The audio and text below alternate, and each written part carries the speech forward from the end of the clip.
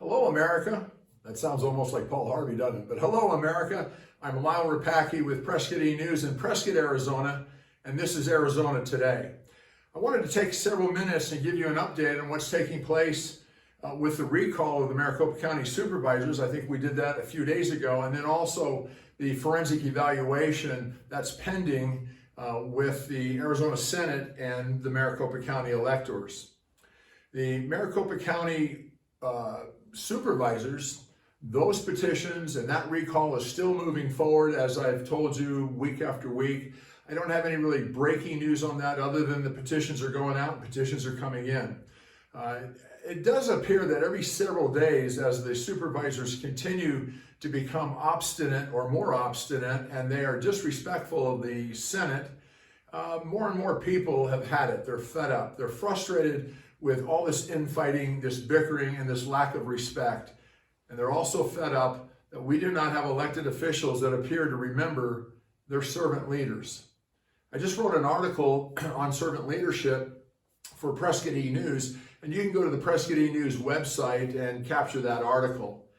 We don't have servant leaders anymore. I don't know where they went, but we don't seem to have them. And we're really, really missing them. We have people who get into office and they forget all about why they're there, other than their parking place and their titles. They like that, and they like the fact that they get to do a resume and move to the next office. But we, the people, well, we seem to be forgotten. So I want to encourage you, America, to really hold your elected officials accountable for being the servant leaders they claim to be. The Arizona Maricopa County Board of Supervisors have forgotten all about that. So they're still mocking the Senate. They're still mocking the call for a recount. They're mocking the whole idea of a forensic audit. They're mocking everything and anything, hoping that it will just pass along and forget about it and business as usual. That's not going to happen. Not only is their recall moving ahead, but the Arizona Senate is moving ahead with a resolution of contempt against the supervisors, and the Senate is moving ahead to establish a forensic audit of all things connected to the election of 2020. Now, why is it taking so much time? Well, we've never been down this road before. As I said to you before, initially 12 weeks ago when Mr. Giuliani was here, it took a little time to teach that the legislature had the authority to subpoena. There hadn't been anybody in the legislature who had ever been through something like that. In fact, in Arizona, it's been about 35, 40 years since the Arizona legislature subpoenaed anyone. So it was rather new territory. That's understandable. As that was taught, as they saw constitutionally, they have the authority, and that other bodies, be it a county supervisor, city boards, city councils, library boards, they don't have the final authority. It's the legislature that has the constitutional authority to issue a subpoena and to call for an investigation. So that took a little time to explain and to teach. And then from there, unfortunately, politics got involved, and the county supervisors did all they could to say, no, you can't do that. We went to court. Attorneys got involved. There was a lot of money there, and delay. Well, January 20th came and went. A new president took over the White House, and so they thought bygones. No, the Arizona Senate is moving ahead to go ahead and have a full and complete forensic evaluation of the machines and the ballots. It is happening. It is taking some time. I think we're all frustrated, but it's happening, folks. I am telling you it's happening. If you go to Prescott E-News, you'll see that President Fan went ahead and on her stationery with the state seal, went ahead and talked in that letter about how this is moving ahead, and the Senate is not going to be discouraged in any way. So it is taking some time. There's politics involved. Lawyers are involved. Pressure is involved from all sorts of angles. But we, the people, are also involved, and that's something they're not used to. And so while the Arizona Senate, under President Karen Fan, Senator Vince Leach, and Senator Sonny Borelli, the three leadership, are moving ahead, and they are, and other senators are moving ahead because they see the need for this, it has been kind of a quagmire. It has been kind of frustrating. It's like 2 steps forward, 1.5 back. I got it. I'm just as frustrated as y'all. It's like pushing pudding uphill. But the Arizona Senate, under the leadership, is moving ahead. It is happening. And I just have to stay tuned, folks. I apologize, but you just have to stay tuned. It is happening. I've got it on extremely good authority. They are moving ahead. And the forensic team that will be brought in has both cybersecurity and national security backgrounds. They are without equal. So hang in there with me. We'll keep you updated as much as we can. I thought we might have something this Wednesday, which is today, or tomorrow. It does look like we're going to have to wait just a little bit longer. But I want you to know that President Fan did put out correspondence. It's out on the Prescott E-News, and it's in other locations also, if you check websites, Facebook, and stuff like that, where she put out on her own stationery, the audit is going to take place. The Arizona Senate is moving ahead. So take a deep breath, hang in there. We are moving ahead on this thing. Other states are watching, and indeed, basically the entire country is watching Arizona right now because we're taking the lead. Whether we wanted to or not, we are. We're on the cutting edge. I have it on very good authority that President Trump is watching, and so are many other political people. We've never been down this road before, so I don't know really what's going to happen.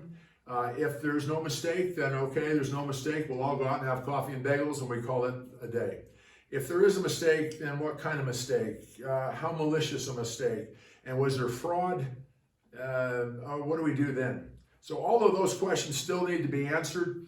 We'll take a look at that as it comes up day after day, week after week, and we'll keep you informed.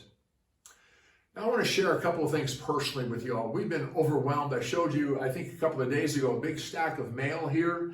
And that was 1 or 2 days, 100 and some odd letters just in a day or two. Well, today we had another 60, 70. I didn't bring them in.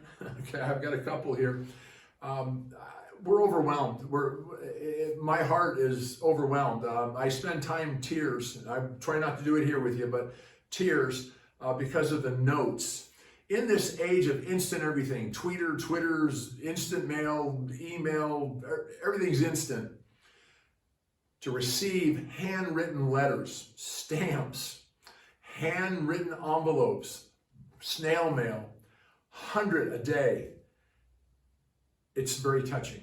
It's very moving. I had an argument with an elected official yesterday. It was pretty tense. And this official said to me, "Are you a media person or are you an intel threat assessment specialist as we've known you for 10 years, 12 years?" Well, that caught me off guard. And I spent the last 24 hours really doing a lot of thinking about this. I'm not a media person. I'm not a reporter. I write political commentary for Prescott E-News. They are reporters. They are a media source. And I was allowed to start a program called Arizona Today because so many things were happening in Arizona. So many things were not happening that should have in Arizona, that I thought maybe I could report this out and really make a difference. And it has taken off so fast. And so now I get to do this once a week, maybe twice a week, give you updates, bring a guest on or two that I think will pay particular attention or will give you particular information. But that does not make me a reporter, and I'm not a media person. I've been privileged for 12, 13 years now to advise elected officials in areas of threat assessments, intel, and other related matters. I've been able to coordinate 5 joint legislative hearings. That's a task. The last one I did was in Phoenix that you all saw with Mayor Giuliani testifying, Representative Fincham chairing it, Senator Borelli also being a part of it, and other members of the Senate and the House. And it was called a joint legislative public hearing dealing with the alleged fraud in Maricopa County and the state. I coordinated that. It took a good 2 weeks to put together, and then it took a long 10 hours that day to listen to the testimony, and then for many days and weeks thereafter, I continued to advise and respond to requests by elected officials, etc. It's been my privilege to work with the Giuliani team for the last 10, 11 weeks. They're an incredible group. They're very unpretentious. They're very dedicated. They're not being paid. I may get in trouble for telling you that, but they're not being paid. They're not being paid. Expenses were taken care of. They had to move. They had to fly. They had to eat. They had to sleep somewhere. They were not being paid. I was not being paid. I haven't been paid for 12 weeks doing any of this. Several of us came together and said, our country's in serious, serious trouble. And we decided to step up and do everything we might be able to do, take our talents, our abilities, and bring them forward. And not one of us has been paid. Now, please listen to me. Please listen to me. I'm not here hawking services. I'm not here with my hand out asking for funds. I want to tell you, America, I've been inundated with letters. I'm going to read a couple of them to you today. Letters, people giving donations, buying my little book, Our Forefathers Truly Appealed to Heaven, and we'll put it up on the screen, I think, today for you also, and you can order that for $12.95. I don't know how many people have handwritten in and said, keep your book, we'll buy it separately. Here's $100, buy gas, keep going, pay for your expenses. It's been very heartwarming. It's been overwhelming. We're responding to each of your letters. I read each letter. I've had to hire a couple of administrative assistants. I'm not paying them big bucks because I haven't had the bucks, but I'm getting donations in and I'm getting contributions in, and they're buying stamps with those donations, and I'm being able to buy breakfast for them and other things and I'm able, that are related to the work, and I'm able to pay them a little stipend. They didn't ask for anything. They were Americans just like all the rest of us, and they're saying, you know, something's wrong and we want to step up and help. And so I've been very fortunate because of all of you to be able to slip them several $100s so they can put gas in their cars. Folks, that's what's going on. No one's being made rich over this.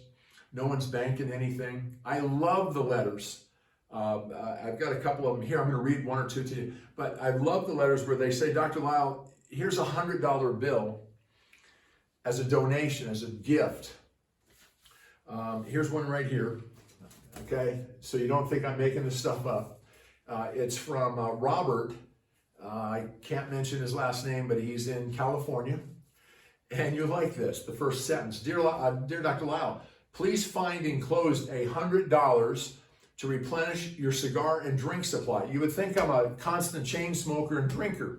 I've mentioned on a couple of shows that I love to go to the beach, and if I had $100,000, don't send that. If I had $100,000, I'd take a couple of thousand, I'd go to the beach for 3 or 4 days and go, why did I get into this? How did I get into this?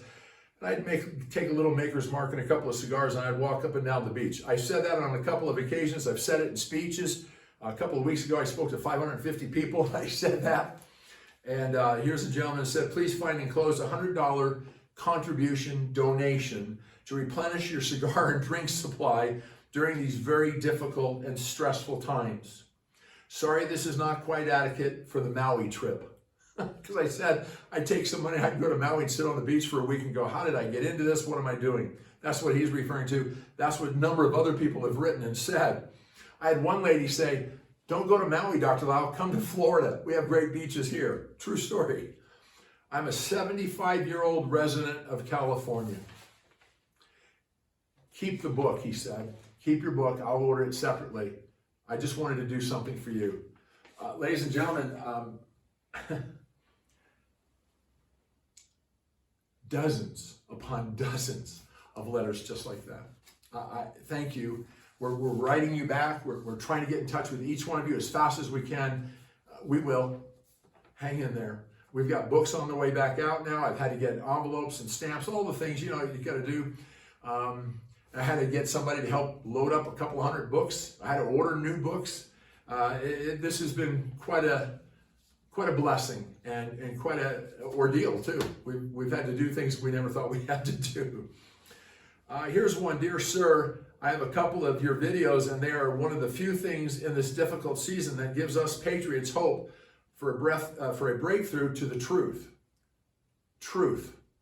That used to be America's standard bearer in relation to the rest of the world. My faith is in God to turn this all around. May God bless you in your efforts. Thank you for your courage to stand. We are standing with you. Francis in Arizona.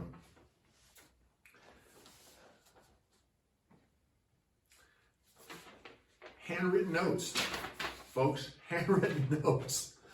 Dozens and dozens and dozens. Dr. Lyle, please use this money as you see fit. It was a $50 bill. Please use this money as you see fit. Keep up the fight for us and for America. Keep the book. Sell it to someone else. Please run for governor of Arizona. Now, don't start that rumor. But that's what it said, and we laughed, and I don't know if we'll write these people back. I don't know right now, but thank you, John, and Maple, that's his wife. I want to read this one last. This is a great little card I got today, as a matter of fact. It's an example of dozens of cards. Ladies and gentlemen, dozens of different types of cards that are so good looking, so great, and inside personal notes. This one was simple. Dear Lyle, thanks to all of you who are fighting for America. Let freedom ring. No name. The envelope. I thought, well, we'll send her a book, send him a book. Here's the envelope. In the upper left-hand corner for return, it says, from Lover of Freedom, Anytown, USA, 86007. No name. No request for book. No nothing. Stuff like that. Folks, it's overwhelming. I want to read this, and we'll end today. The forensic evaluations are going to happen. The President of the Senate has, and you'll see it on Prescott News, has put it out publicly on state stationery. It is moving ahead. There's just a lot of little potholes in the way, and we're having to migrate through them. Let me leave you with this letter, typical of so much. This is from Kay in Bismarck, North Dakota. Kay in Bismarck, North Dakota. Dear Dr. Rapaki, greetings from North Dakota.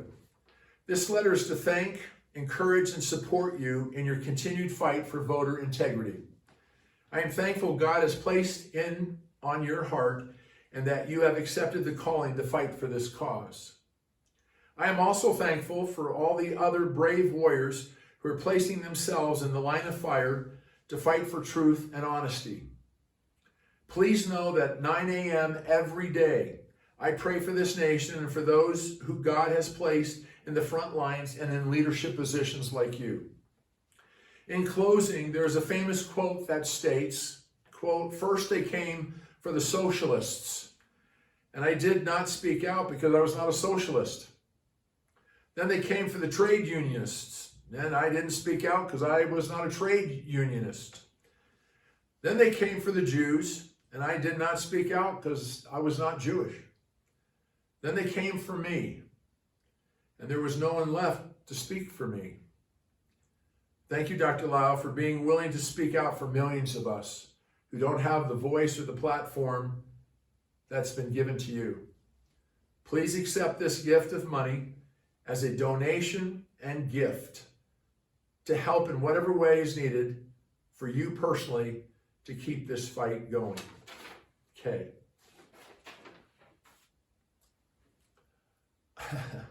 Dozens upon dozens upon dozens upon dozens of letters and cards just like that.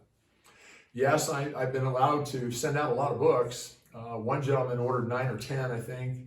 He's giving them away to his homeschool. A couple in their 80s ordered 8 for their grandchildren. That is happening. Many are ordering a book, putting in a $20 bill, saying, here's a gift. Many are ordering a book and putting in a $100 bill. I am not soliciting. Don't misunderstand me. I'll be grumpy. And people who've known me go, no, Dr. Lyle gets grumpy. He does. He'll bawl you out. I'm not doing that. I'm sharing with you because I really think you deserve to hear what's going on. I've had to retain a CPA. I've had to retain a couple of administrative assistants and some other technicians and other folks. One sitting right behind the camera right here, trying to figure out how he's going to make me look better. We weren't prepared for any of this. I'm not a reporter. I'm not a news person. I'm not a media person. I've been very fortunate to be able to work with and talk to and consult with elected officials all across this country for a number of years. I provide them intel, threat assessments. I've provided them intel on a number of things on the border, and likewise.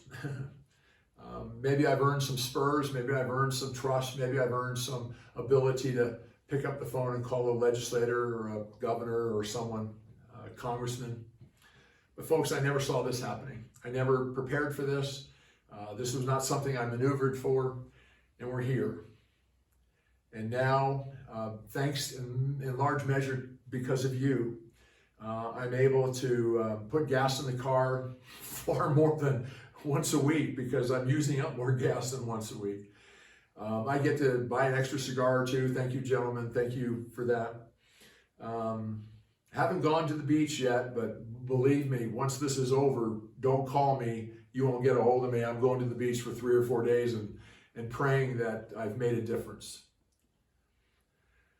I'm overwhelmed. We're tired. Thank you for your support. Thank you for your encouragement. Thank you for saying, keep fighting the good fight. We're praying. Thank you for letting me know that millions now, I think that's true based on all the platforms this is going out to and the counts, because all these people, they count how many hits are on there, and they tell me, Dr. Lau, we had 225,000 hits on one count or one platform. This is all new to me. I like, is that good? It's pretty overwhelming, folks. In the days to come, I'm going to bring on a couple of the key legislators who are going to give you insight from behind the curtain. Colonel Waldron, Phil Waldron, is going to come on. He's going to give you some insight from a forensic standpoint, from a cybersecurity standpoint, and there's several others that will find their way to Arizona today. So I think in time here, and it is frustrating, I'm right there with you, believe me, I'm on the front lines. In time, I think you're going to learn a whole lot. You're going to understand far more than many elected officials want you to know. And we are going to be able to figure this thing out, you and I. Thank you so much, America. Thank you so much for all your letters, your support. Thank you for the donations. They are not going to big meals. They're not going frivolously. I'm paying things I never thought I had to pay. Just today, I ordered 250 thank you cards to be able to send to people. Didn't have to do that a week or two ago. I had to order 250 envelopes to put the books in. Not complaining, but because of you, you're making it possible. Thank you, America. Thank you so much, each and every one of you. I'm trying to respond to you.